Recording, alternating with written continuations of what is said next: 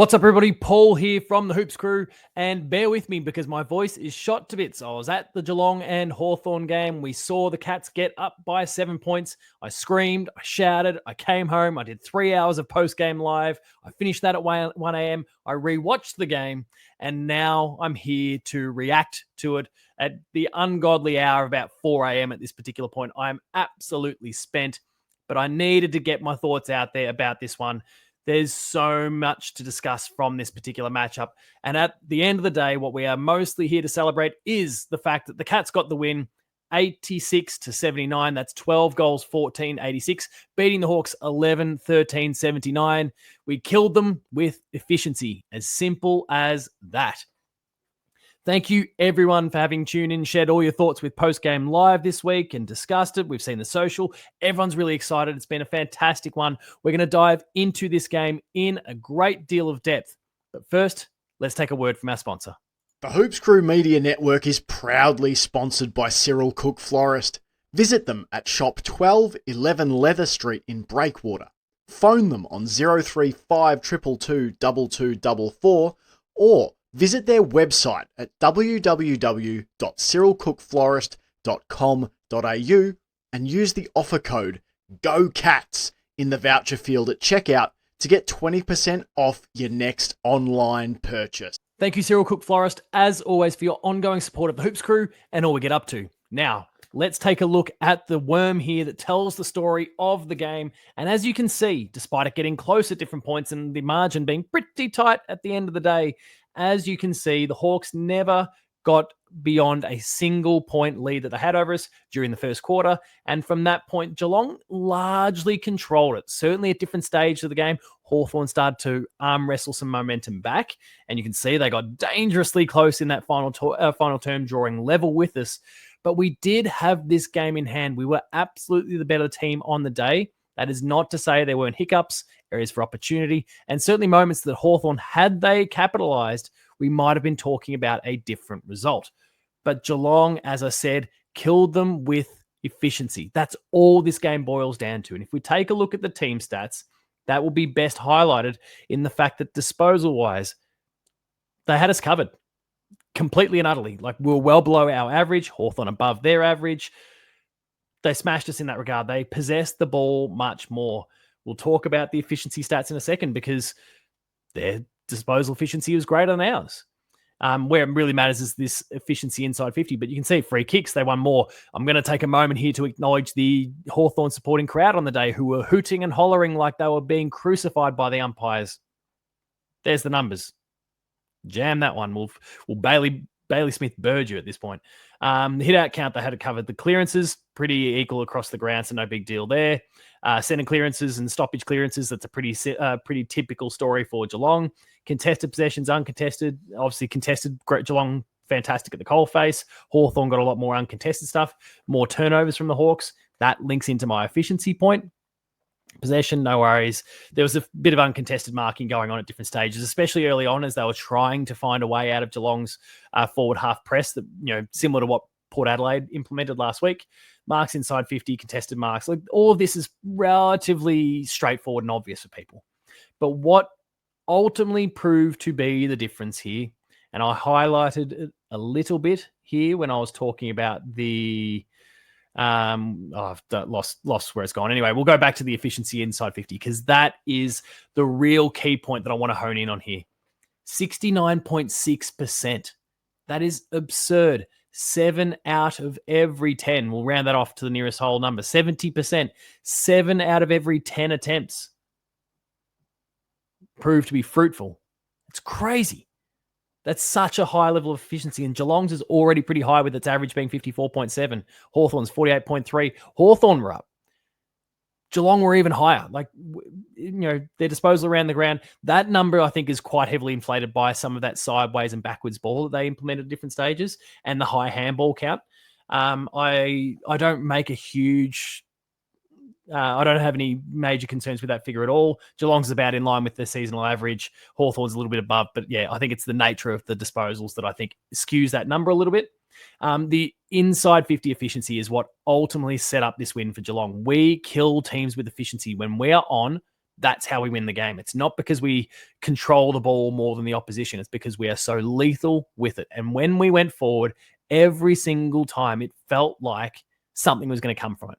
Danger was on fire. Jeremy Cameron was doing some exceptional things. Ollie Dempsey was great. And obviously, Sean Manor kicked 3. Like, we'll talk about some of those player numbers in a second, but it was just such a powerful performance from the Geelong forwards that every single time went forward, it looked like something was going to happen. And that is despite the fact that Brian Myers got concussed and taken out of the game during the third quarter, and he was playing a huge hand up forward, especially in terms of deliveries inside 50.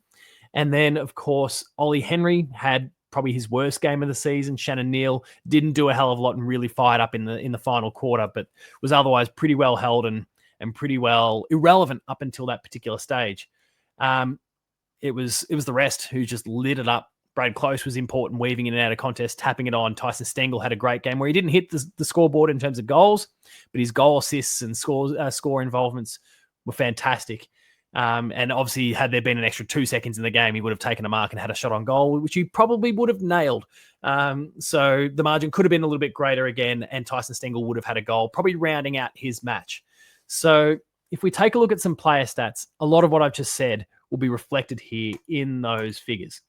Let's take a look at what we saw, and we'll sort by disposal because it certainly makes things a little bit easier. We'll focus on the bottom end first because there are some players that I do think need discussing, and it's probably this bottom 4 on the list here. Ted Closey obviously came in as the sub. He only played 33% of game time, taking over for Brian Myers once he was concussed and out of the game. I think he looked a little bit overawed by the occasion, the combination of Easter Monday and the intensity of the game. He looked a little bit, the game looked a bit above him at different stages in that time he was on the field, but he's going to be better off for it. Every player, regardless of the club they play at, needs to experience these sorts of moments from time to time and learn from it. And I think he absolutely will. He got his hands on the ball at some really important times. It was just the decision-making that was a little bit wayward at those points, torching a few teammates at different stages, maybe trying to put a bit too much heat on the ball, just dump it out, that sort of thing, rather than lowering the eyes. And that meant that some of his disposals weren't as efficient as they could have been. But again, he'll be better off for that. I'm not overly concerned. Ollie Henry, I mentioned, has probably had his worst game of the season. I've staunchly defended Ollie in the last few weeks because whilst he's not been hitting the scoreboard as much as we're used to, he'd been setting up lots of goal assists. His score involvement count was pretty decent. Today, he basically didn't contribute in any of those 3 facets of the key, being a forward, those KPIs. It's really early in the morning now. Those KPIs as a forward, he didn't really nail it in most of those respects. And so he had a pretty lackluster game. There's going to be questions asked, but I think it's really important that he remains in that forward 50 for the whole season, regardless. We'll talk more about that in a second. Mitch Nevitt, continuing to develop. What this doesn't show, disappointingly, what these stats don't show is that especially in the second half, especially in the last quarter, I would say, he was doing a fantastic job being first hands on the ball in the ball up contest. Problem was, he couldn't break free. And I think he got wrapped up by Jai Newcombs and those sorts who, big bodies, they're much stronger than he is. He's getting there for sure. He's got to develop the skill set or the physical, the physique to break free of some of those, or at least get an arm free, lift the ball up so he can dispose of it. Those sorts of things need to be brought into his game a little bit because that disposal account, fine. Not really a big deal. He played 62% of game time. That 7 disposals are fine. That could have been probably, just if you factor in that second half alone that I can think of where I really started to notice it, that was probably 13, 14, 15 disposals. If he just managed to get the arms up as he's being tackled or, break out of that tackle and get the handball off or drop it onto his foot and kick the ball away. Any one of those options would have inflated those numbers a little bit. I actually think he was really important at the coalface in that second half, winning the ball, even though he couldn't, essentially by winning the ball, even if you get wrapped up, you are stopping the opposition from getting the ball. And for me, that is just as important as getting the actual clearance itself, is preventing the opposition from getting it. And I think he did a great job in that respect. To those who are hanging on it, I understand hanging on him a little bit. I understand why, but give him some time. He's playing the right way and his body will catch up to his ambition really soon, I think. Shannon Neal was pretty poor for the first 3 quarters. Most of the first 3 quarters, you could see some signs of life late in the third, but really came alive in the final quarter with some really important marks, some fantastic pressure acts. I was really impressed with his fourth quarter, and I hope that he can find a way to bottle that and bring that with him going forward, because that's the Shannon Neal who's going to work really, really well in this Geelong forward line. And those are the four on the bottom end that I really wanted to focus on. And I'll use this opportunity because we've spoken about Neal and Henry in particular, and they're part of this forward line unit, to talk about what the Geelong forward line is like at the moment with Paddy Dangerfield in it. Because I think those two guys, along with, and though he had a fantastic game this week, Tyson Stengel, have struggled a little bit with the presence of danger in the forward line. He's a huge asset. Let me not, make any mistakes in my commentary here. He's been a huge asset for Geelong's forward line, and it's working out really, really well for us. But I think the likes of Ollie Henry, Shannon Neal, and Tyson Stengel to a lesser extent are a little bit confused as to their job description or how they can kind of fit in this forward line, with Danger essentially acting as both a small and a tall. And then Jeremy Cameron being Jeremy Cameron, Brad Close and Brian Myers delivering in their kind of link-up roles. I think the others are a little bit lost right now, and especially for Shannon Neal, he's struggling with the fact that he should be the number 2 focal point behind Jeremy Cameron, but he's not. And he's got to work out how he fits as the tall bloke, not the small bloke. He is the tall bloke in this forward line who's kind of being shoved out by a smaller man in terms of height. And I think he's got to grapple with that and work out how he fits. Ollie Henry's got a similar sort of predicament that he's in. They've got to work out how they fit in this. And it's not a thing for them to resolve alone. This is something to do with the coaches, to do with Paddy, is how do we fit in this forward line so that we can be efficient, so we can utilize our strengths and assets that we bring to the table, whilst not curbing Paddy's output, Jeremy Cameron's output, Brian, Brad Close, whoever it happens to be. There's a little bit of growth as a forward line unit that's still required, but I would stick with them because I honestly don't think it serves them at all to go back to the VFL. I think about Ollie Henry in particular. He'll go back to the VFL. He kicked 3 or 4 goals. He'll return and face the exact same problem, which is a cohesion problem as a forward line unit. He'll get there. Just give him time to learn the ropes, learn how it works with Danger there alongside him, and he will thrive. I promise you that. If we then go back to the stats here and look at the rest of what the game told us, we can see a really consistent team effort from that point on. Mark O'Connor was solid at some really key stages. Brad Close was efficient with a few tap-ons, of course, that won't be recorded here. Connor O'Sullivan struggled in the first half, but really came alive in the second half. Reece Stanley was solid in the ruck, especially could put Lloyd Meek on notice early with an early goal. Grian was going really, really well until he got knocked out. Jack Bowes, important in a few key defensive contests late throughout the game, actually. Sam De Koning with some really important spoils. Give him the golden fist. He was phenomenal with some of those spoils this week. Zach Guthrie lowered his colours a bit this week. He was really well held and struggled against Jack Gunston. We were quite lucky that Jack Gunston missed as much as he did. He's a deadeye, but he had a shocking night in front of the sticks and kind of saved Zach Guthrie's bacon a little bit there. And I mentioned Connor O'Sullivan before. O'Sullivan was kind of caught up in that from time to time as well. And he also struggled just a little bit. This was maybe the first weaker game from Connor O'Sullivan. Not suggesting he needs a break at all, but with Jake Kolodjasny due to return, maybe he gets a week to just get some R&R, rest, recover, and return for a game against the Pies or something a week later. We'll see what happens there. Jeremy Cameron was really, really consistent and nearly kicked the goal of the century with his amazing volley that nearly worked out. Skied a mile, hit the post, really unlucky. We could have been celebrating one of the all-time great goals. Mark Blitzarves was really solid. It was good to see him getting hands on the ball a bit more. He's been kind of struggling, I think, for disposal count lately, and he's far more effective than a lot of people give him credit for. It was good to see him getting his hands on it and kicking a nice long goal at one stage as well. Danger was one of the best on ground. Again, just the immense pressure he puts on and the way he bursts through a contest and just scatters them like bowling pins is invaluable. He also is becoming a bit of a deadeye. Kicked 3 goals straight. He's really starting to work out his goal kicking late in his career. You can teach an old dog new tricks. Lawson Humphries was fantastic. Tom Stewart, a rare poor game. I wouldn't say it was a bad, like a train wreck, but he was a bit off. I'm not going to focus on that one big overshoot because I think the weather, the swirly weather in there actually played a little bit of a part in it, if you believe Chris Scott. I don't make too much of that.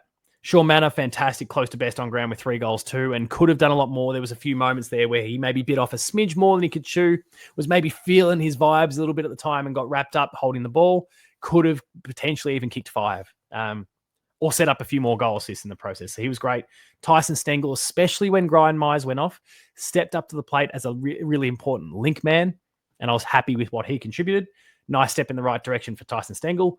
And the top 4 here were just sensational. Ollie Dempsey doing what he does so well, getting in behind the contest, floating in and taking marks, kicking goals, hyper efficient. Max Holmes, didn't score the goals, but racked up the ball, set up some great goal assists. There's one play in particular where he took the ball from the center clearance, arced around 180, charged up the ground, and delivered a long bomb inside 50 that resulted in the goal. Absolutely phenomenal from him. Tom Atkins is having a career best season so far, bearing under that contest and doing an excellent job. The tackle count, the clearance count, he's doing everything you could possibly ask for. Absolutely delighted with Tom Atkins' form so far. And again, leading the disposal count, Bailey Smith accumulating, antagonizing, a bird that was thrown, some prompts to the crowd to just abuse him more. He gets off on that. He plays better when you're heckling him and booing him. Please continue to do it as much as you like, Hawthorn, Carlton, Collingwood supporters. Go for your life because it's not working.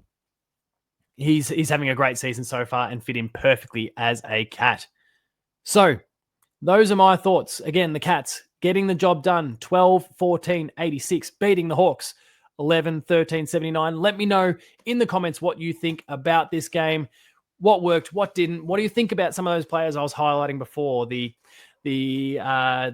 Ollie Henrys, the Shannon Neils, the Mitch Nevitts, the Ted Closeys, some of those players who are maybe had some down days. What do you think about this game? What do you think is going to happen going into our game against Carlton next Sunday? Send some love to Brian Myers. Of course, Brian, if you're watching, we love you here at the Hoops Crew and hope that you recover from a very nasty hit nice and soon. Wishing you nothing but the best, mate. Fingers crossed that we see you for the Pies game, but I don't really know. It's a 12-day concussion protocol. It kind of depends on when those 12 days start as to whether we can see you for that game. So fingers are tightly crossed. If you enjoyed this content, please consider subscribing to our YouTube channel. Smash that button down below. Hit the like button as well so that the word gets out to more people. Share it with your friends and family. We want to get as many people engaged in conversations, meaningful, proper, non-fanboy, fangirly style conversations about the Geelong Football Club and the broader AFL. Thank you for tuning in and sharing your thoughts. We're on Patreon. Consider subscribing. There's a 7-day free trial period where you get early access to content. There's exclusives, there's extended content, a whole bunch of stuff on our YouTube channel, on our Patreon. Consider checking that out. And once those 7 days free trial are done, it only costs you $5 or $6 for the month to continue to check out our stuff and have all of it delivered to your email inbox. You'll find me at Paul James Games on socials. That's Instagram, that is Blue Sky, that is Twitter or X, whatever you choose to call it. And until next time, remain Geelong strong, everyone. Congratulations, Geelong, on another fantastic win. 7 points. We are inching our way up the ladder and towards that top 4. It's a tough 3 weeks to come. Thank you, everyone, for watching. Remain Geelong strong, and I'll see you later.